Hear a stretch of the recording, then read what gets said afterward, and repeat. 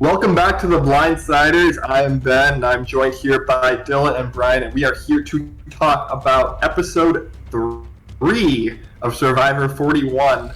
And, it sucks maybe to lose Brad. We'll talk about it, but it seems like we've done a pretty good job so far of calling out the players who had no chance of winning this game.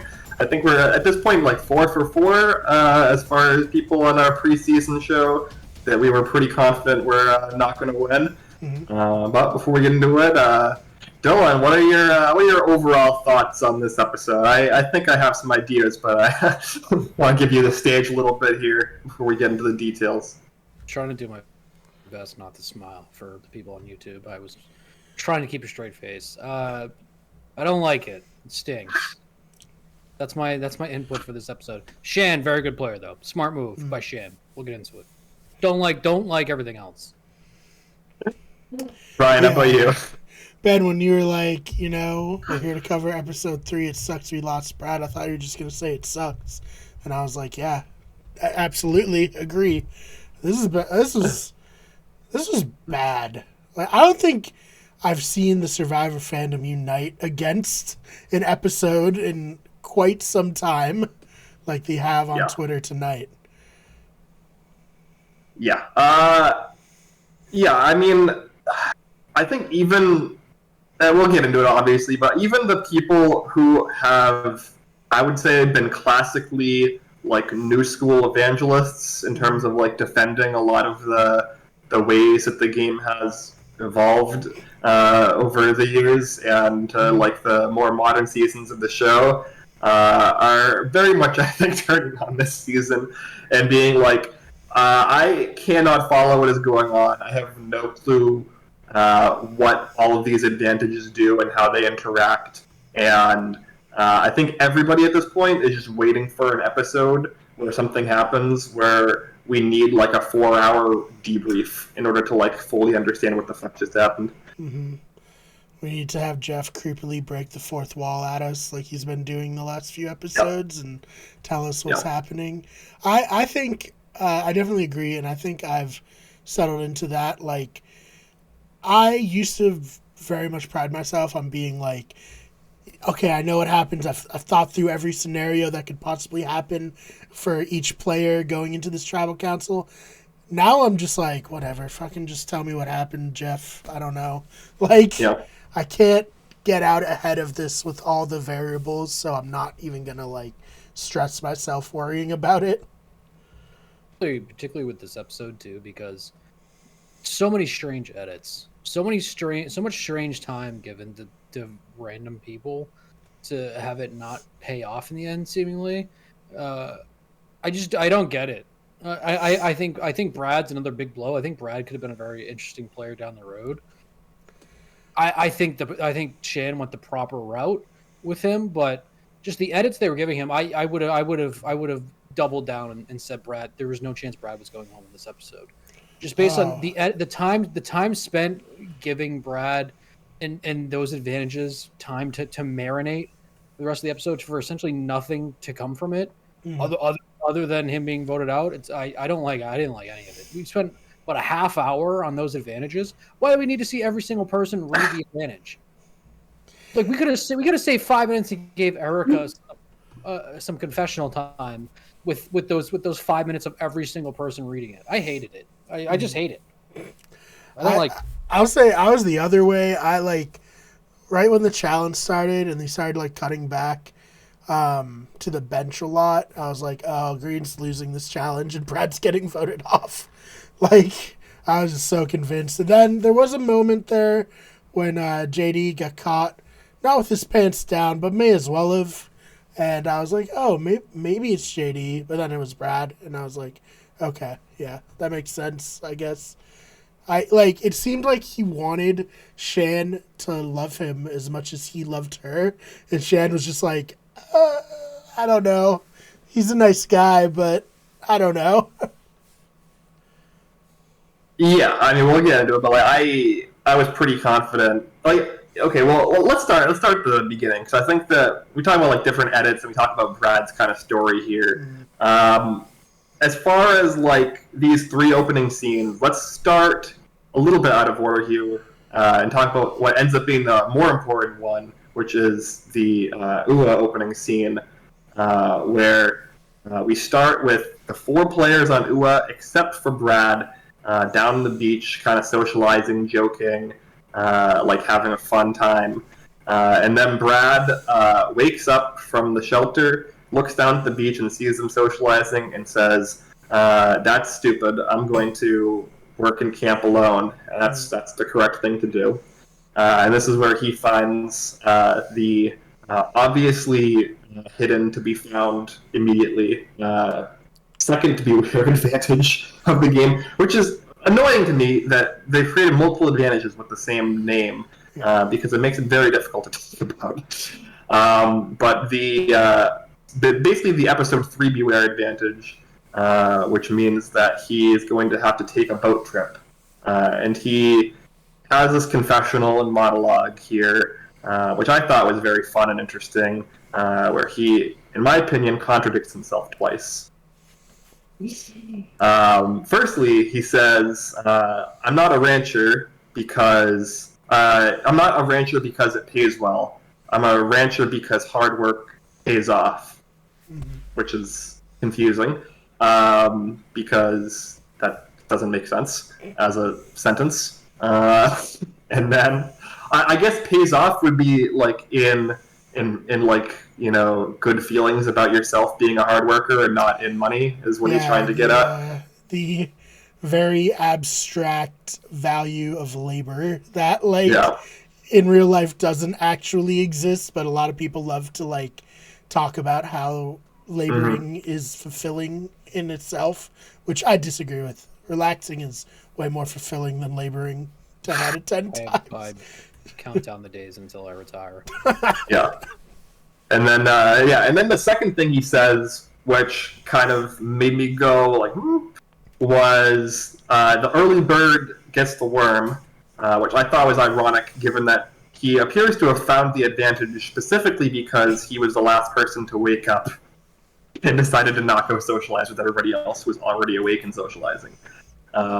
So, yeah, I don't know. It seemed like this whole episode was a bit of a deconstruction of Brad's like logic about how he approaches the game. I don't know what your thoughts are. Attention to the work hard thing, but I guess I think by the early bird he meant that he's the only one. He's the first one to start doing things around camp, which I assume. Yeah, I guess to talk about the actual placement of all the advantages, super hard. I'm so glad they made it so hard for all these players who are already essentially at will finding these advantages when they go look for it, to just be laying out there. And did it really provide any sort of conflict in this game? Because even when we had what's her name? I'm forgetting her name right now because I'm seeing red. Sydney find the advantage in the middle of camp. Nothing came from that. It's just so much time just spent wasted doing things like this. Dude, I don't know what you're talking about. Brad got a vote steal advantage, and also he's out of the game, so that is 2. So I guess maybe you're right. Maybe the first half hour was pointless. And I don't even know if it ended up playing out to be motive for Shan to vote him out. I think it was the logical and smarter choice, but I think in the end, her and JD were always probably the tightest in that tribe anyway. So I don't think it played as big a part in that because she didn't end up telling anybody, which just play out. It just had no impact on the game. I wonder. And we'll talk about down the road. I truly wonder if this is just like the end of that idol, of that advantage idol. Because where do you go from here? And I know in canon of what we're talking about now, he hasn't found it yet. But like I'm like now going through that in my head. Like, is this it? Does Xander just no longer have a vote? I hope so. Ever? Honestly, I would love to see a player navigate Survivor with no vote, with no social capital. Yeah, we do know from the Reddit post that we referenced, I believe, last week that goes away at the very least at the merge. So while again that is yet to be addressed in the episode. And the only reason we know about it is because somebody on Reddit took a screenshot of the note and posted it. It's, as we'll get to, it's not clear what's going to happen with this Beware Advantage idol situation. Whether it is re-hidden on Uwa or it's just a dead thing, and Xander is just SOL. But yeah, I don't know. Anything else from the boat trip scenes that you thought was interesting, Brian? I guess we could talk about the Lulu scene, which is potentially going to be important, as maybe being foreshadowed for next week, as it has been every single week of this like anti-Nasir stuff. Nasir is going to double down on targeting Danny and Deshawn in the Luvu camp to the women primarily. Sydney being the kind of this shot caller, I guess. And Sydney is, for the second time, going to go and blab this to the rest of the tribe, particularly Danny and Deshawn, to try to get the target pushed back onto Nasir. What are your thoughts on all of this, Brian? Well, I don't know, like, what kind of vibes Sydney's giving Nasir, to where Nasir's like, I can trust this person, because, like, it's just always immediately like, I fucking hate Nasir. And how would we know? Because there's no time spent with the tribe. You go on. I'm sorry. I agree. That's part of the issue, where like Nasir clearly feels like Sydney is someone he can confide in and strategize with, and Sydney is like, I would push him off a boat on the way to camp. I don't care about this guy at all. The only reason I haven't killed him is because he helps around camp. Mm-hmm. That's pretty much what she's giving us right now. Yeah. And it's just like, maybe it's just like a social thing. Like, she's really good at putting on a front, like person to person, and then in her confessional, she's giving us what she really feels. But it's just like very funny that he trusts her implicitly, and she's just like, I hate this guy. Yeah. What are your thoughts, Dylan? So first off, how to go back? How would we know that Sydney was super trustworthy? How would we know? And then we're having these conversations halfway through this, where out of nowhere she just reveals to Danny and Deshawn that Nasir wanted to vote them out, and I'm sitting there like, oh, like what? Like, when did he say that? When did we even spend more than 2 minutes with them last episode? And then they do this very, very strange flashback, which I think is the first flashback of this episode. I was like, oh, this is weird. And this is before they ended up going back to Uo for the idol that he found. This is before they go back to that, and he's like, oh, we found an idol. That flashback was so strange, and the way that, once again, the way that they edited that together, like, clearly that's like something they're going to continue doing. It's these weird flashbacks for no point, because I think it would have been more impactful to just have Nasir tell her on the beach, and then have the next scene be her in the morning telling that he wanted to get him out. Because you could think, maybe while watching that maybe Nasir and Sydney have something together. But it goes back to, in the end, the edits are bad. The twists are bad. This episode is bad. And I think that now we start maybe having discussions that Survivor might be bad. But yeah. We'll get on, but I do want to talk about the other tribe before we move on. But I'll let you get your thoughts on this whole ordeal as well. Yeah, I mean, as far as the editing goes and the flashbacks, people have obviously already referenced this online, and I believe they first did this in season 37 during David vs. Goliath with a similar idol scene, like a few episodes into that season, where it was like everyone's looking for the idol, and then it's like, oh, flashback, I actually found the idol a half hour ago, as they did with Brad, and people are being like, oh, this is just, they're just like taking what people liked from the Genius and making it bad. And as somebody who is a staunch lover of The Genius, which is a Korean social strategy reality show that took off. Yeah. Very tall. That's a different one. Yeah. Yeah, nobody actually dies on the Genius, even though the host is a very creepy guy with bandages on his face. But yeah, in that show, they do a very good job of utilizing flashbacks as a narrative device for a social strategy game, where they have the initial storyline of the episode for the first 20 minutes of the hour be telling the story from a certain player or player's perspective, where they feel like they're controlling the game. And then there's a certain point where it becomes aware to those people in a sort of like along the ride dramatic irony situation that they actually were not in control of the game and they were completely blindsided. And then we get a flashback sequence of showing why they weren't actually in control of the game and what was actually going on behind the scenes and how they got duped. That's a much better way to do this sort of flashback narrative storytelling for a social strategy game, where you kind of get to play along with a player as they're being duped, and then you get a flashback sequence showing how they were being duped. And it's very fun when the Genius does it, and you get like all these like shocked reaction faces, and like you get the whole blindsiding the audience thing that the Survivor has really started loving to do more often recently, without it being narratively unpleasant to watch.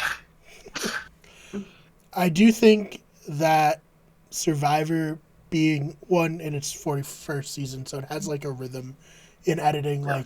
Like the way Survivor normally works, you'd have that scene with Nasir and Sydney. You'd cut to a confessional with Sydney being like, Nasir feels this way, I feel differently, I want to talk to Danny. Go to the scene of her talking with Danny. Probably get a confessional from Danny's point of view. You know. Yep. Maybe even started off with a confessional from Nasir being like, I really trust Sydney. Here's this scene. Sydney doesn't trust it. Talk to Danny. Danny gets confessional. I think it would just be too much for them to like try to adopt a Genius style way of editing now.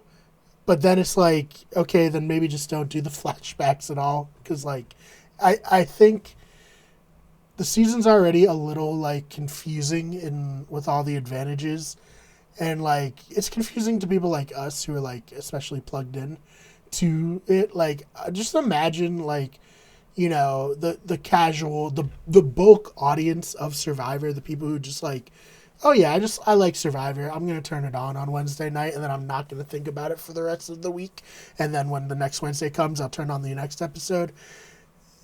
I don't see how, like, all this stuff is working for them. You know what I mean? Like, I don't see, like, either be a complex show like The Genius or be like the very straightforward show that you've always been. Like, there's no need to add all these advantages and start playing with how you edit, because it just makes everyone kind of feel like, oh, that's weird. Why are they doing this? Does that make sense? I like now hearing you both talk it out. I'm glad that I don't feel as upset at something as small as that then with seeming like everybody else is also upset about it. Because Ben, hearing you explain The Genius, that sounds great. That sounds like something I would want to watch, but it does not sound like Survivor. I think in Survivor, I enjoy the real-time strategizing, making you feel like you're literally sitting there in the circle with everyone at camp. And to see Nasir talk to Sydney, I'm sitting right next to them, and I see Sydney saying, well, I don't know, maybe can't trust him. And I see Nasir, then we're like, oh, well, what's she going to do? It's like a Tarantino movie where we're getting what's going to happen, and then we're going back knowing we're getting the buildup. It's just like, I don't care. And even worse is that we haven't spent enough time with these people to care. We spent a total of 2 minutes with Lulu last episode. Like, why would I end up caring about Nasir and Sydney strategizing? Like, they've made no attempt to build up to that, and it ends up going into with Yase too. We still in the end have never gotten any confirmation that Xander knew about Voce getting voted off beforehand. We still didn't get it. Xander got a total of 30 seconds of airtime in this episode.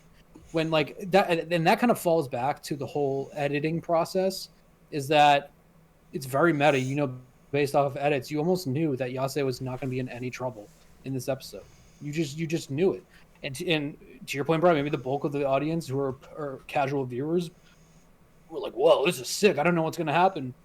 We all sit there almost knew, and I showed you guys the text. I predicted that Ua was going to end up going to tribal on this one. That was kind of a shot in the dark, but like the overall is that you can kind of just see patterns in the editing, and I think that's really affecting it. So maybe that's why they're trying to do all these switch ups, but they're just doing it in the wrong way. And I just don't like it because on Tiyase, we see that there clearly was conflict with Leanna wanting to vote out Xander instead of Tiffany. Like we clearly saw that. We got none of that last episode, and I feel like this is like one of the first times we saw that there was like no conflict. Because last episode we saw she was frustrated, and then we saw there was just a super easy tribal. It was very clear they were voting out Voce no matter what. And in this episode, we saw that there was clear conflict, and we still have yet to see that Xander was in on that loop. Because if he wasn't, then there's clearly a conflict there to show, and they didn't show it. Poor Evie. What did Evie get? A gasp in this whole episode? And she's one of the top 3 players in the game. Yeah, she's the main character up until this episode. Up until this episode, yeah. I feel zero connection to everyone in this game, even Shin and Evie, who I think are probably the 2 best players in the game. I feel zero connection to them. Like Brad, is the other reason is I thought he for sure was saying because I still didn't feel a true connection or a redemption for him. Brad was just a player that got way too many advantages, if you want to call them advantages now. They're essentially disadvantages. You got way too many advantages. The only thing that you can know from Brad is he places trust in someone way too much. And once again, someone that played the game too hard, maybe too early. And I think that's maybe going to bite Nasir in the butt. But I don't know. I just hate it. I know I kind of went on a rambling there. I'm really disappointed for my first live Survivor. It's a bummer. I know. It's a big bummer. Hey, at least Sandra's going to be on Australian Survivor. Maybe we can cover that.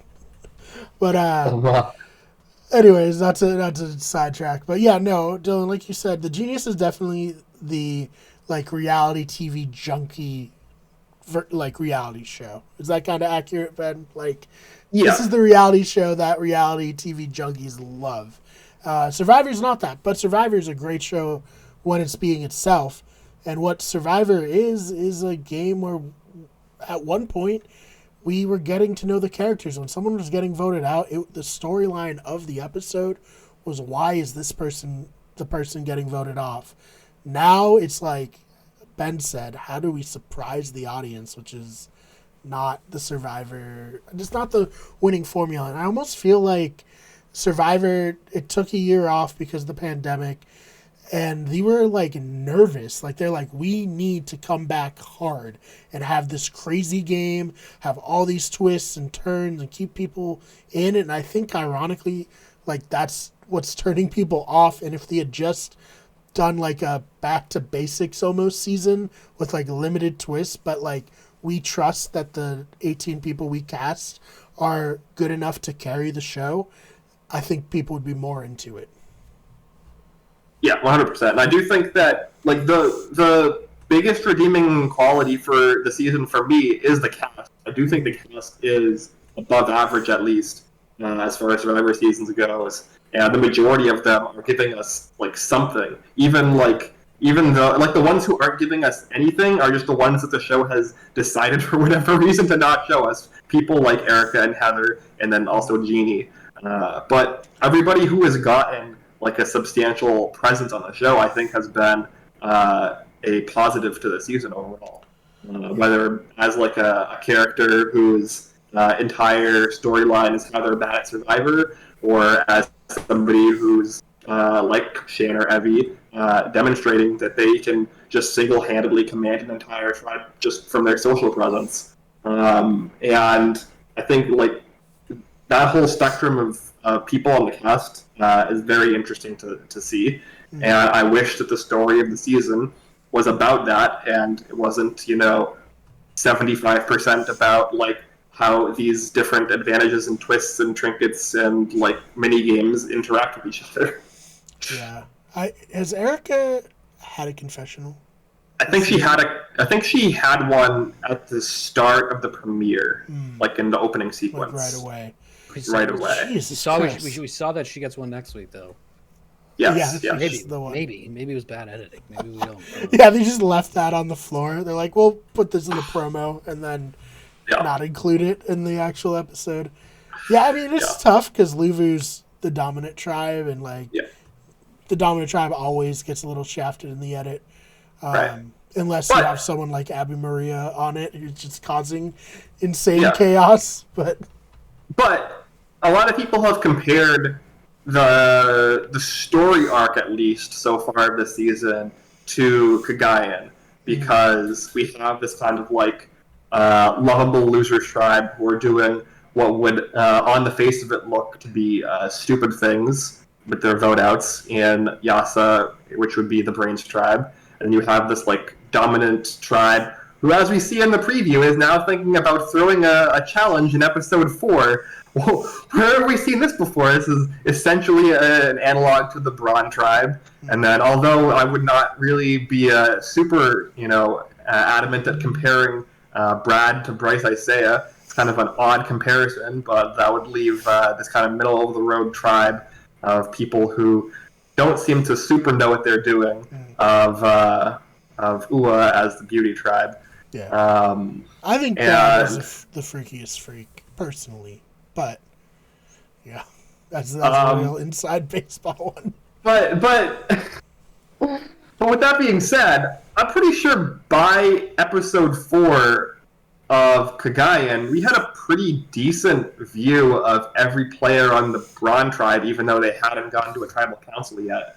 I think everybody on that tribe had at least some amount of presence, and was like, we kind of knew what the social structure of the tribe was, even though they hadn't gone to a tribal council. And that is 1,000,000% not the case with Luvu. I think we've heard more about Wu on this season than we've heard about Luvu. Period, so. Yeah. Yeah, thanks to JD. I love JD for stuff like that, I'll be honest. Like, I feel like as a super fan of the show, I'd be like, I also would be like talking about past seasons way too much to Jeff, so I appreciate that. Yeah. Hey Jeff, remember when Wu stole Spencer's idol? Pretty cool, huh? That was good. That was awesome. Remember that time Wes Neal told you about the time he ate like 50 chicken wings and threw up? And Jeff would be like, no, what the fuck are you talking about? Okay, sorry. Oh my god. I wasn't expecting a 90s SNL poll, but we got there, so. That was essentially what Wes did the time he asked him about 2.5 Men. Yeah. Hey, Chef, remember when you were on 2.5 Men? That was awesome. Oh, man. Bring Wes back. We got Keith back. I want to see Wes. Yeah. Oh, man. That's how good this season is. We're longing for our I was just about season to say 28 that. and 29. We're reminiscing about the awesome things in Kagayan and San Juan del Sur because we can't find anything exciting to talk about this episode. Hey, they're 2 of my favorite seasons. I don't know what to say. Yeah, they're 2 of the last good seasons of Survivor. Jesus Christ. All right. But yeah, all right. Let's get to. We referenced before. Brad finds this second Beware advantage, and also Tiffany finds this Beware advantage and shares it. We have not. We haven't even gotten to that yet, Brian. We have to talk about the TARP version of the Prisoner's Dilemma. Yeah, I guess we have to. Yeah, it definitely matters. Yeah, hold on. But before we get it, did we get resolution on what Tiffany did? No, right? No. No, she did the tarp. She tarped it. She tarped it. Okay. Yeah. Because she was going there expecting to find a tarp. Oh, okay. Got it. Okay. And Sydney was she's like, yeah, I didn't find a tarp. Fuck Tiffany. Also love Brad. Hope you get to steal the vote advantage. Yeah. No, I completely zoned out for like 5 minutes, so I literally was not even 100% sure what the resolution was. It's just Which I nice think that is he fair. included True Mail for something, you know? That used to be a Yeah. part of the show, remember? They'd Yeah, in read out episode the True 1, Mail. their free mail was brought to them by a production assistant on a boat for some reason. Cards on the table, guys. We're a little out of practice. We forgot to set up True Mail, so Yeah. bear with us. Yeah. So yeah, this is I was actually confused about how this version of the Prisoner's Dilemma was going to work, because at first I thought that. Oh, you're going to explain? Yes. Okay. All 3 people pick tarp. You all get a tarp. Yep. If all 3 people pick the seal of vote, no one gets anything. If people pick steal a vote and tarp, the only person who gets anything is the steal the vote people. Okay, and it was the people. If everybody picks steal a vote, they all lose their vote as well, right? Yep. Okay. So when they first started reading it, I thought there were 3 choices, like 3 options, because they were like, lose your vote. Yeah. I thought they mentioned something about a tribal advantage, but I guess a tribal advantage was the tarp. Yeah. My initial read of that was, a tribal advantage and a challenge. But then they were like, no, you choose either tarp or to get a steal a vote. And I was like, oh, okay, I guess that the tarp was the tribal advantage. And so, yeah. This is kind of the more classic version of the Survivor, issue where you have to choose to be selfish or to be tribe focused. Mm-hmm. Or the neutral box, of course. Yeah, or the neutral. Yeah. One of really my only takeaways from like this 15-minute stretch of the episode is one, as I think that Tiffany is going to be a much more dangerous player than maybe we were giving her credit for, because we saw that she was very clear. Well, she immediately said that if they weren't there when I saw that advantage, I wouldn't have told them. Which I'm also of the opinion that obviously certain advantages where now they don't have their vote, and ones like this where they have to sneak away, they have to tell people. Mm-hmm. As we saw with Sydney, it worked for her, but we saw that one. Tiffany was like kind of like maybe a little pissed that she found it in front of Evie and Liana. We saw that Liana was pissed that she was there the whole time and she could have found it. And then I think we saw like this horrible negotiation tactic from Tiffany when she was talking to Sydney and Brad. Yeah. Basically, like, hey, we're taking this. Like, do you want to play Survivor or do you want a tarp? Like, that's pretty much what she said. So I think she's already burning bridges before we've even gotten to Emerge, which I thought was very interesting. So my hot takeaway, it was my first thought after that we left this prisoner dilemmas scene, was that I think the combination between Leanna being very upset that she didn't make the bold move to vote out Xander, and then Tiffany basically saying that, like, you know what, I don't really have alliances to anybody. I still want to play just my game. I don't know. I think that Yase in the next episode or two, if we don't get a merge, I think Yase could become chaos. Like I think that literally anybody might be voted out in Yase. Mm-hmm. I could be overreading it, but I think maybe Leanna won't make the same mistake twice. And I think Tiffany is just gonna start turning into chaos Tiffany. I don't know. Or Jatia, which would be the next logical step in the Kagayan comparison. Mm-hmm. She's gonna dump out the rice. I hope so. Yeah, well, actually, you don't have any rice. So that's true. That's the unfortunate. She's gonna throw their flint that they just got back into the ocean. So the thing is with A Prisoner's Dilemma is it's deliberately designed to be unwinnable. And so you really can't generally fault somebody for playing it wrong, because there's no real way to play it right. It's just a matter of making a read and playing this game of chicken. But with that being said, Tiffany played it very wrong.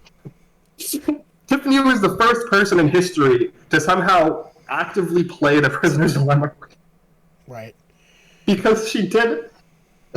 She said, I am going to do the selfish and bad thing, and then she didn't. Yeah. It's No, like she. Go ahead. You got to. I was gonna say it's like she like maybe expected Sydney, who was very strongly saying I'm not going for the extra vote, to do the extra vote, and it goes back to her. It goes back to Tiffany maybe just straight up not trusting anyone. I don't think she truly trusted Evie with her knowing Xander's the rules to Xander's idol. I think Tiffany is I want to say like a bad player who might make it far because she does a lot of dumb things. That's all I have to say about her. It's just like I think I don't even think she's now. I thought maybe she had the social game as a redemption, but I think we're clearly seeing the second that she was exposed to someone she hasn't had any interactions with, it went bad, and she made a bad move. So that's my takeaway. It's like she stinks, and I think it may cost. And I think it may be another result of another bad player in. So I doubled down on my take last week that Evie made a bad choice keeping her. I agree. What I also think is that she's the kind of player who's like, oh yeah, she should probably go. But now, man, I'm all in on Tiffany. I want Tiffany to fucking be here for as long as possible. I want her to burn everybody who, like, keeps her there. I want it to be like Wu. Or not Wu. I want it to be like, I guess like Abby would be a better example. Like, I can work with Abby. I'll keep Abby. Abby will work with me. And then Abby's just like, no. Like, I'm going to do my own thing no matter what, and it's fucking glorious. Like, I hated Abby. Ben knows. I hated Abby in Survivor Philippines. And then I came around really big on Second Chance. And, like, Second Chance Abby's good. Yeah, Second Chance Abby is peak Abby, and I just didn't appreciate her the first time. So I want to appreciate Tiffany this time, first go around. Yeah. No, in the lead up to Second Chance, I remember having a conversation with Brian, because Brian was very anti-Abby coming back, and I was very pro-Abby coming back, and I was like trying to be like, no, Abby is beautiful television. She is like guaranteed drama, and like it's just it's automatic manufactured conflict just because she's so bad at Survivor, but in such a way where you want to keep her around and then you get immediately burned by keeping her around. And I agree to an extent that could work, or that could be the case with Tiffany here. But similarly to why I think that keeping Jatia ended up being, in hindsight, correct for the Brains tribe, or at the very least correct for the people making that decision, primarily Cass. I do think that it could still work out here for Evie and Liana. But I do think that she probably does need to get cut at some point in the near future, for sure. Because, we're going to continue, I guess, to do the Kagayan podcast here. Cass literally almost won the season. He was, like, essentially 5 seconds away from winning that season, presumably. So, like, obviously we want to be results oriented, but a lot of the reason why Cass was able to take some early social control in that game was because of the decision to keep Jatia around as a lightning rod and as like a way to be kind of what Tiffany is here for Evie, as somebody who is like the anti-meat shield. We talk about like Jeremy's meat shield strategy in Cambodia, of keeping bigger threats around who are going to take a bullet for you before you when you're also a bigger threat. For somebody like Evie, who could be seen as a liability in the early part of the game, keeping somebody who's an obvious bigger liability like Tiffany around gives you that same sort of buffer in the opposite direction to get you to a position where that sort of liability wouldn't matter much. That would be my take. And it's a similar thing with Cass. I also just think that this season needs a villain. Like it needs a Sydney. I think Sydney's villain. Sydney's coming in. I was going to say I think we have two. I think we have two between Sydney and Tiffany. Yeah. And I can't really think of anybody else at the moment that I see as like a true villain. Yeah. Unfortunately, there's also just a lot of too many nice people on this season. They keep trying to like frame Ricard as a villain. Like they keep like having other people be like, yeah, he's a snake. It's like, is he a snake? What has he done to be a snake? I think Ricard is honestly one of the more least interesting players in the game right now. I think as we clearly saw, Shan has so badly taken over that tribe. It's Shan's. I almost think that Shan's. I think Shan's getting maybe a winner's edit at this point. Because I think that tribe. Genie's done. I think Genie's done because. Well, let's get into the rest of it so that I can explain. Yeah, all right. Let's talk about the idol. And let's get the second scene out of the way where we have an advantage that ends up getting flushed by the end of the episode, where we get our flashback scene of Brad finding the second Beware idol in this tree, with Genie being semi-present and kind of being read the rules, and it seemed like Genie being like half read the rules across a gap of forest had a better grasp of how it worked than Tiffany, who was carefully explained the rules for what seemed like hours over and over again. So I guess that's a plus for Genie, I guess. But yeah, I don't know. There's really so little to talk about this scene because it doesn't matter. I don't think that there's much. I don't think there's much to talk about other than. Even like I said, I don't think it ended up making a huge difference of Brad trusting Shan. I maybe it did in the long run, but I still think that Brad was probably going to end up being the player to go in this one. I don't think there's much to talk about especially because we know how it ends. I don't want to pull a Survivor and spend 30 minutes on an advantage. Yeah. Well, in about like 2 minutes, we're going to flash back to what we were doing before the podcast. So don't worry. Yeah. No, I agree. I think the best part about this was him not remembering what his code phrase was. And he's just like, yeah, broccoli grows on trees. Definitely something about broccoli, Jeff. That was Xander's like, do I say what I need to say now? That was one of the few times I was actually sitting there like, wait a minute. I don't think he said that right. I was like, is the idol not activated now? Like, somebody else says it? Because honest to God, I thought for sure Xander was going to say it. There was going to be a moment of silence, and then someone random over on Lulu was going to say the final one, and we were going to get a flashback to them finding the idol. I sat there. I said it out loud to my wife. I'm like, I bet you someone on Lulu has it. They're going to do a flashback. Oh my god! It was one of the only times maybe doing a flashback would have been like, wow, holy fuck. Yeah, right. Yeah, that would have been a reasonable time to do a flashback. That would have made sense narratively. Yeah, it was like it reminded me of like the meme of the little kid talking about the dream. Yeah. It's like, you ever have a dream where you said you trees you so much that you could you do anything? I was just expecting, like when he tried to come up with like the broccoli thing. I was just waiting for that Big Brother like, like when they hit the buzzer and it's their puzzle is wrong. I was just waiting for something like that. But yeah, I guess. Do we want to speculate now on whether or not Xander's idol is gone, or are they gonna rehide the idol? Like, what the hell is happening? If it's not, then Brad getting voted out, getting that airtime is even worse.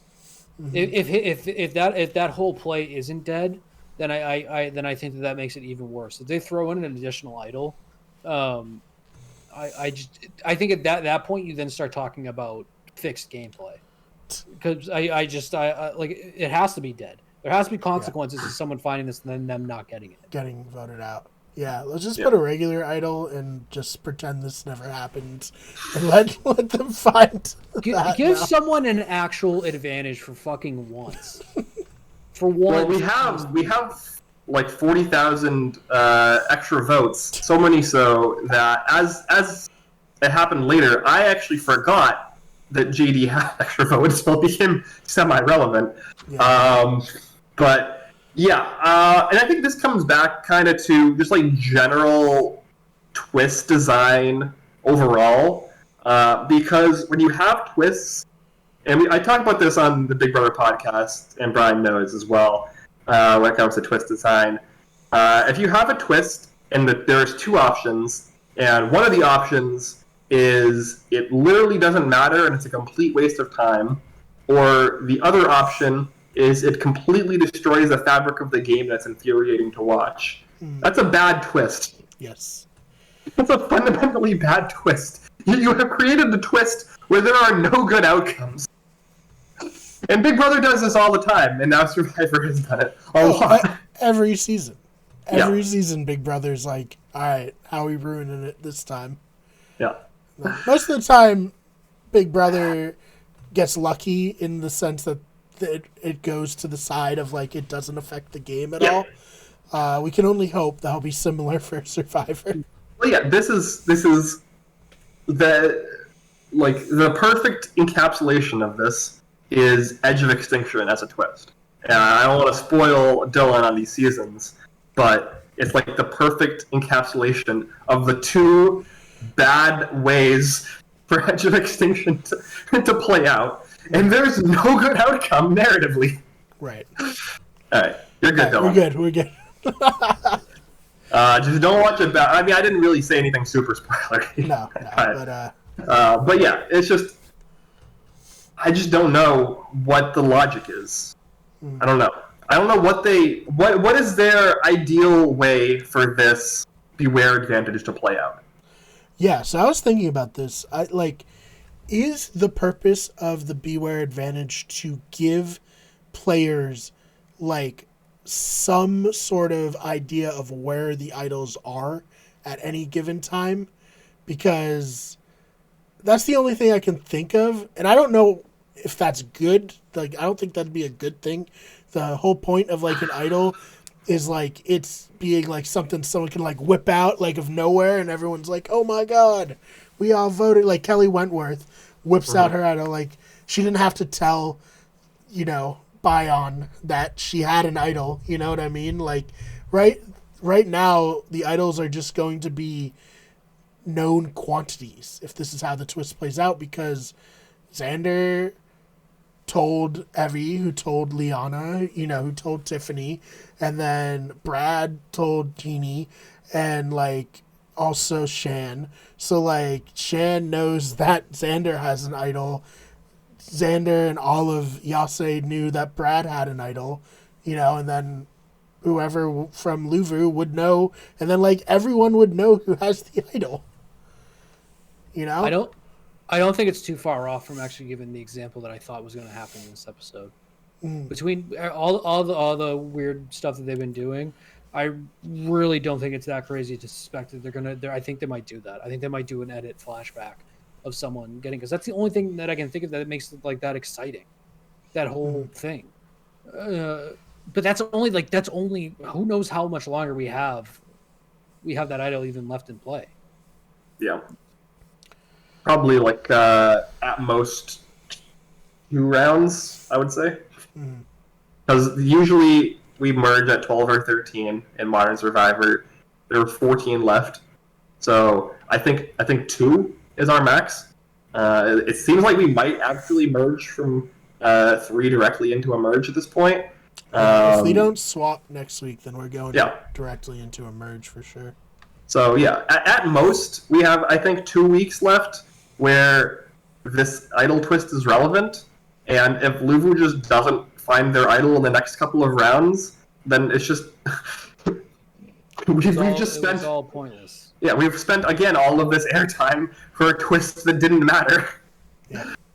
I think that might be the best hope, honestly, for this season. Is I think to get to that merge and hopefully that they switch back to older styles. I think maybe their overall goal, to kind of answer your question, Brian, was maybe to try to create as much chaos and deception early on, and maybe that just didn't work out.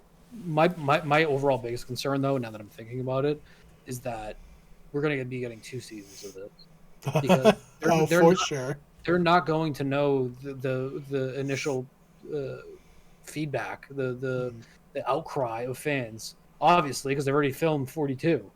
So Yikes. Yeah, my only hope is like the did Edge of Extinction on 38 and then dropped it for 39, because they didn't know what the feedback was. Maybe that'll be the case. Also, like maybe, and I doubt this is the case because Jeff fucking pops a boner for advantages, but like maybe it was like, hey, we've had some situations in the past where players have obtained multiple hit immunity idols.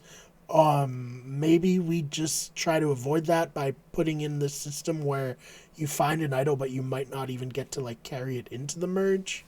Is that like a possibility? Or am I like giving too much credit where there shouldn't be any? I think you're giving too much credit. Yeah. Because I think the other very frustrating thing about this is that nobody's playing anything. Yeah. Nobody's rolling the dice. No, like I'll get into tribal things, but nobody's doing anything. Nobody's acting on those. So if these do get flushed out at the merger, then what the fuck do we just do for 5-6 episodes? Yeah. No, it's bizarre, and I think that especially with the supposed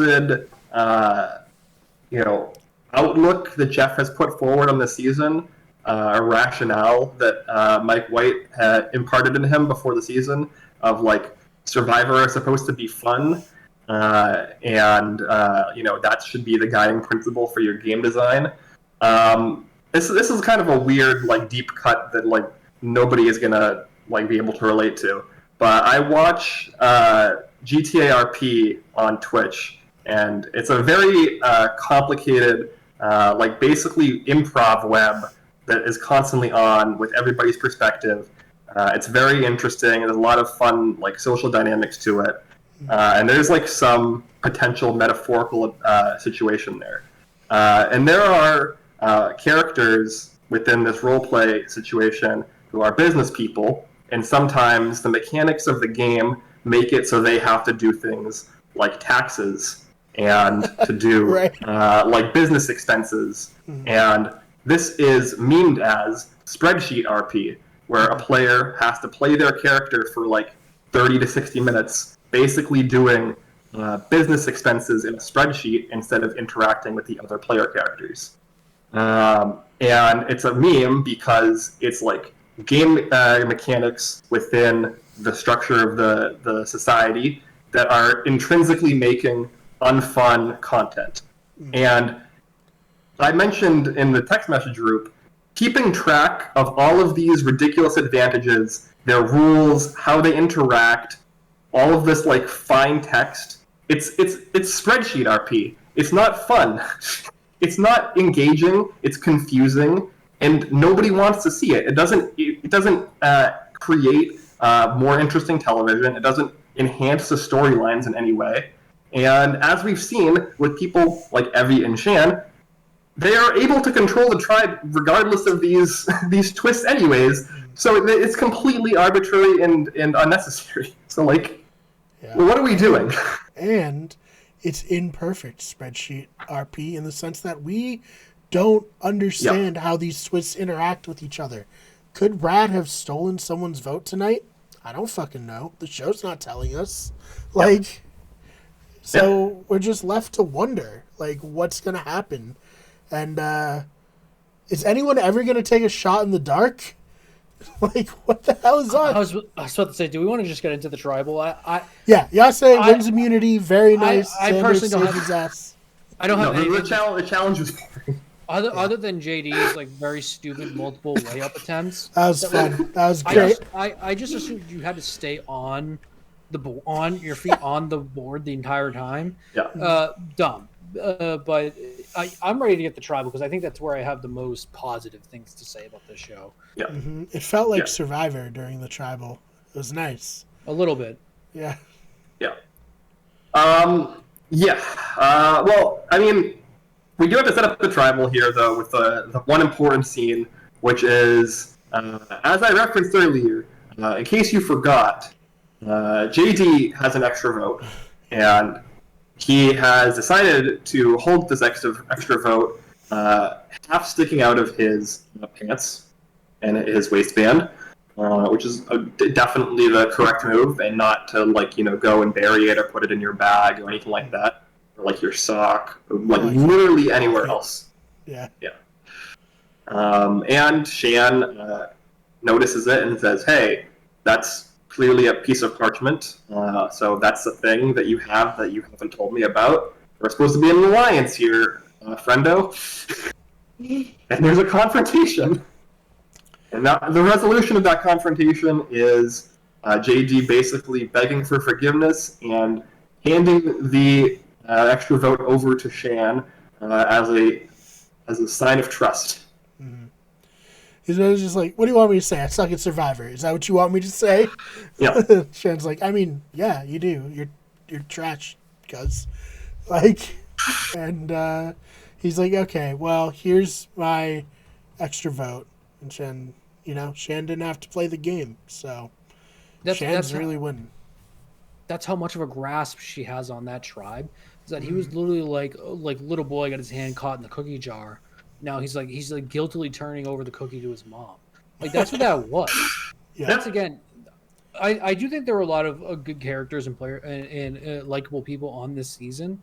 I think there are a lot of very closeted horrible players, and I think JD's one of them. I don't think it's closeted at all. I think after this episode it's not, but I think maybe after the first episode there was some hope for him, and then obviously the last episode we didn't get any airtime with him. This episode I'm just like, this dude got blatantly caught, made no attempt to lie about it. Like we said, why was it in his waistband? Like, it's just dumb. Just a dumb move that it kind of plays back to, which I think it's getting downplayed because of all the advantages and the dumb changes that there have been already so many dumb moves 3 episodes in by players. Ugh. I don't think JD's gonna win it, guys. It's okay. At least you're ripping the Band-Aid off a little early here. You have to sit through the whole season. Since I'm I want to be the first one voted out, I rightfully get to choose Shan as the winner. It's only fair. Oh man. Yeah. I mean, there's nothing else to say really. Like, JD is just bad. Like, he saves himself here, I think, with that move, and I think that combined with the fact that I think if a gun was put to Shan's head, she's going to pick JD over Brad outside of these trinkets and strategy elements, just on a social basis, regardless. And so I think that at the very least he has that going for him, but his individual micro decisions in this game and the way he is approached a lot of these one-on-one interactions and social interactions has been just completely atrocious. And he's basically being kept in the game right now because Shan sees him as a useful pawn that she has in her control. And she says that. She vocalizes that in the episode, being like, "Yeah, I'll just keep JD. He's clearly completely in my pocket, and we'll just do whatever the hell I tell him to." Right. Yeah. All right. Let's get to the tribal council. Brian, you said that this is the first time in the season where it felt like Survivor potentially. Yeah, we were talking about the age-old what do you value in this game? Do you value alliances forged through struggle that forged through actually testing the alliance through votes, or do you just want pure numbers that you really can't vote? And I think most of the players understand now that, trial by fire, where you actually come through with the alliance, is way better than just having pure numbers of people who maybe even don't like one another that much. And I think everyone kind of shared that same opinion. And then I really enjoyed JD talking about as a fellow nerd who sought comfort through Survivor growing up, talking about that and his love for the various players. And I think whatever happens with JT, he went out there, he took the risk and the chance and got up off the couch, as they say, and he got to play Survivor, and he's an entertaining player in this. And it felt like even if that was the end, it still would have been like worth it for him. I think. I don't know if you guys disagree. Once again, going back to edits, I thought that was his goodbye. Just that edit between, like I said, all the airtime Brad was getting with those advantages. I thought two things. I thought JD not rolling the die after that was goes back to no one's playing anything, because that was like another situation where I feel like you shoulda, coulda, woulda rolled the die, because your vote in the end may not have maybe even made a difference, but it did. But I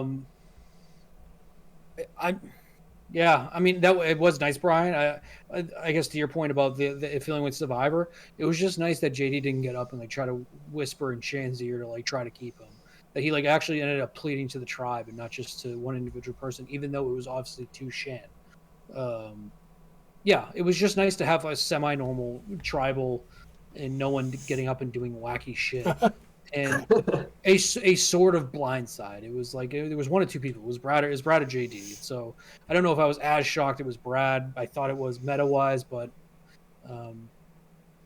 yeah, it was nice to see that. And also goes back. Shan is driving this tribe. There's no two ways around it. Yeah, no, that's pretty much it. I do. I liked the moment, and this is probably one of the redeeming moments of the episode where JD at Tribal, like when like it was basically revealed, like, oh, I might have done something that portrayed me as dishonest or untrustworthy, and like basically like like laying his heart on the table to try to like get back into like Shane's good graces to an extent. And obviously at this point we know, like, unless there is a live Tribal, the vote's already locked in. Like, Shan and Ricard were not changing their votes here. Like, they were already planning on keeping JD before he made this little speech. But I think as far as like a character moment, it was nice. Yeah. So I don't really have much else to add. Brad, you second off of your tribe, fourth person off the game. Twice as good as I thought he was going to do in terms of his tribe, 4 times as good as I thought he was going to do in terms of all the players. So hats off. Exceeded expectations. Way exceeded my expectations. I was locked, like, this is the first boot of the season, 100%. So good on him. Say it's just good on Shan. She made the right play. She got out the guy that had the most opposing power to her in that tribe, who had the potential, he had the advantages and the potential idol. She keeps the numbers in her favor because she has Ricard and JD locked down. JD's I don't think is going anywhere. I'm curious by what they have in the trailers for next week about saying that he was played by one female, whether it's her or Jeannie. Yeah, just an overall Shan. I like her. I like her, as I just explained. I liked her move a lot more than Evie.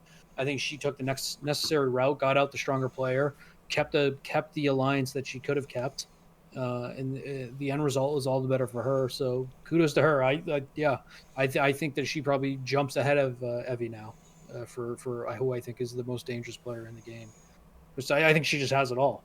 And I haven't really paid attention to much of the physical challenges just because they've been kind of nothing, but she seems like she's done pretty well in those too. So all in on Shan because I know JD ain't gonna make it. Yeah. I mostly agree with that. I mean, I'm still like relatively defensive of Evie's decision, especially with like more stuff that's come out and like the post interviews, which again is like very useful information that probably should be portrayed on the episodes. Which is that it appears like Evie is doing this intentional netzing strategy we referenced last week, where you try to like in a 3-tribe season decimate your tribe in order to be a swing vote at the merge. And so with that in mind, I think that keeping Tiffany makes sense. And also it was revealed, I believe, that there was like basically zero time between when Evie came back from like the Shipwreck Island thing and because I'm going to tribal council. So like the vote out of Voce was not even really a decision. It seemed like that was made, and it was just more so like, okay, there's no time left. We should go with it at this point.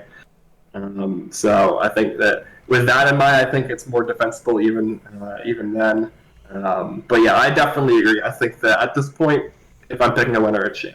It's Shan is getting the winner at it, like for sure. And Survivor recently has done these weird edit situations where they'll have somebody who looks like such a strong competitor overall, and they end up going in 11th place or something.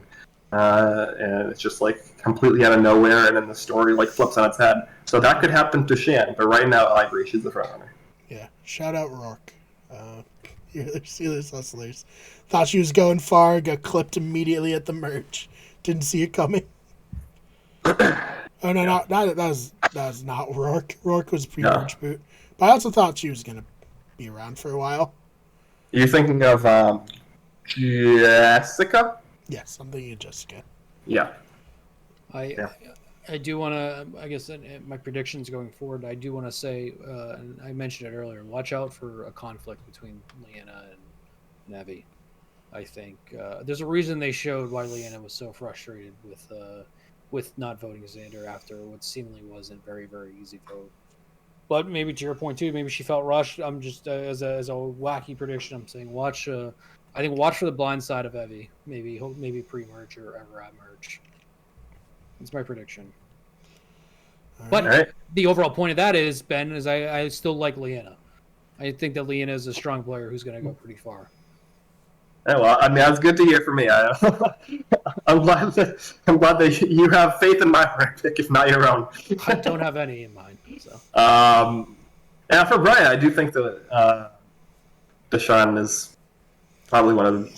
I mean, we have literally no information on that tribe other than probably like the second or third most visible person on that tribe, which is not saying a lot, but at least we've had some scenes with them.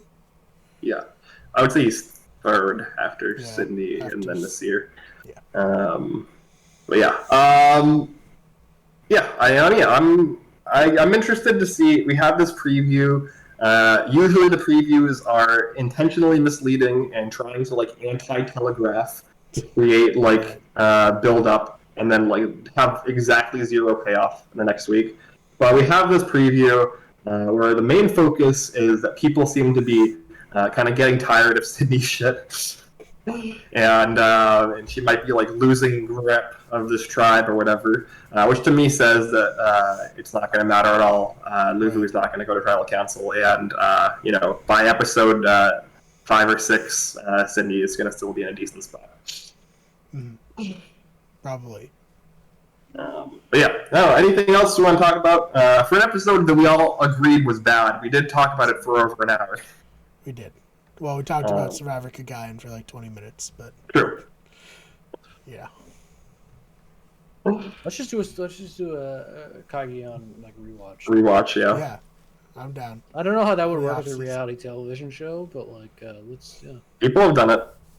People who usually have more clout to be able to just kind of put out random content and get away with it have done it.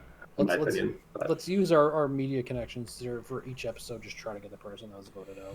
Do we know? Well, I mean, that's from Survivor 28. I don't think we do. Did we know anyone from 28? Yeah.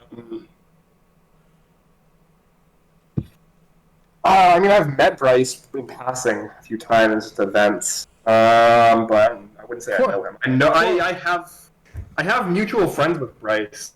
Yeah. Through if we could get Bryce, that'd be pretty dope, honestly. Anybody else? No. We've met Spencer briefly. Yeah. I don't think Spencer acknowledges Survivor anymore. No. I guess he goes by Riemann now, right? So. Anybody else? I'm trying to go through the cast in my head. I don't think we really do.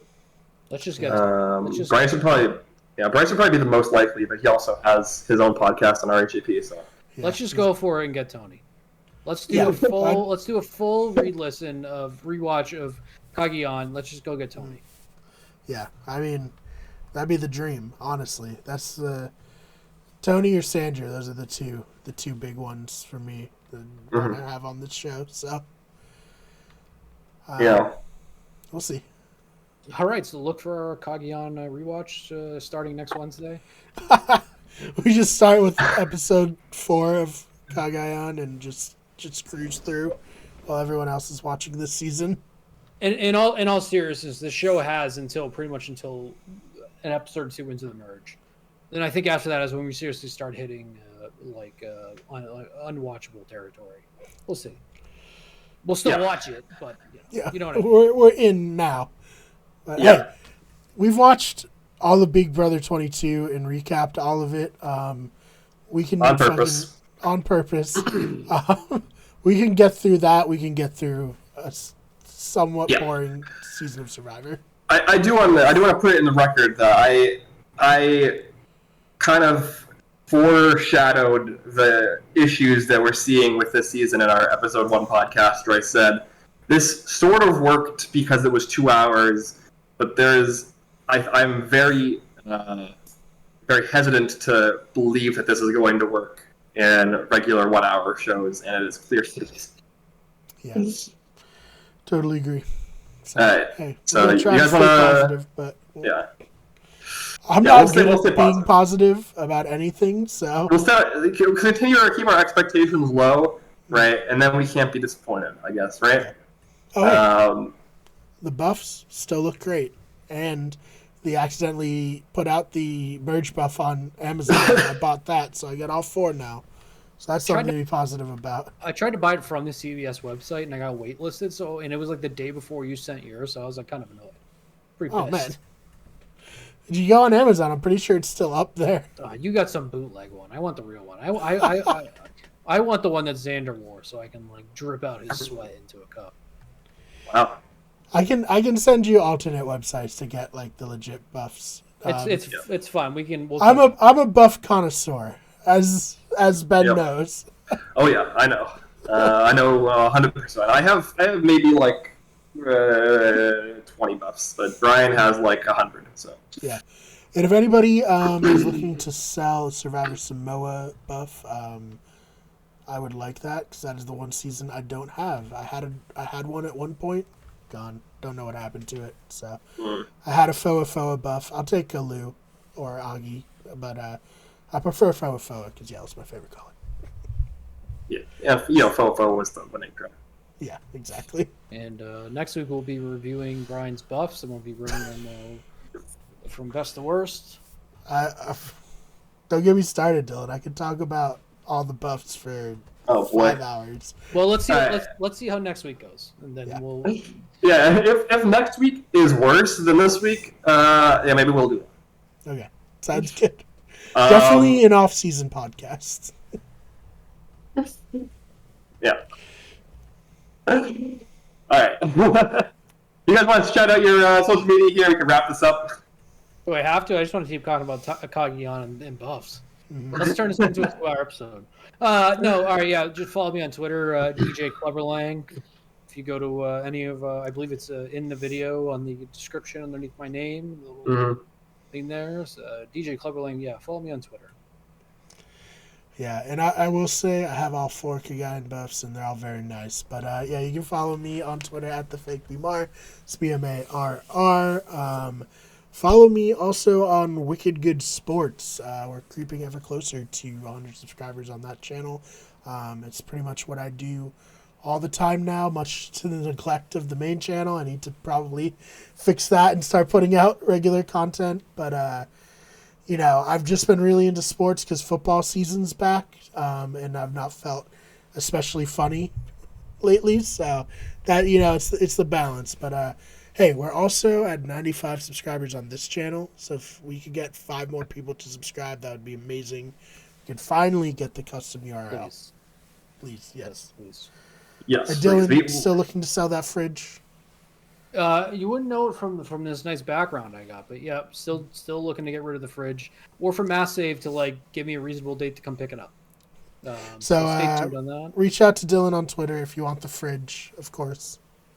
Subscribe to my Patreon, where I will be reviewing the fridge next week and hopefully getting a sale. Yeah, and let me know if anyone has a faux buff they want to sell. Of course, I was 100% serious about that. And then, yeah, you can follow me on Twitter at Ben Sharon, where I talk about all kinds of random things. I referenced the Genius House podcast, and I also referenced it on my Twitter, in case that's an interesting thing you want to read before you see it on this podcast. Otherwise, you can follow the main channel on Twitter as well at WG Everything. On YouTube, Facebook, Instagram, TikTok, and Twitch. Look at everything. If you're following the news this week, we were not a part of the Twitch leak because, contrary to maybe popular belief, we don't actually make money from this. For tax reasons, let's not. Yeah. Yeah, we do make a house, but we don't make any money. So I don't know if you want to cancel us for that. Luckily, Hassan's out here taking all the bullets for all the streamers. In terms of the backlash, that's really clutch of him, I feel. Yeah, he's a real martyr. Oh man. But yeah, follow us there, and then occasionally we'll put out content.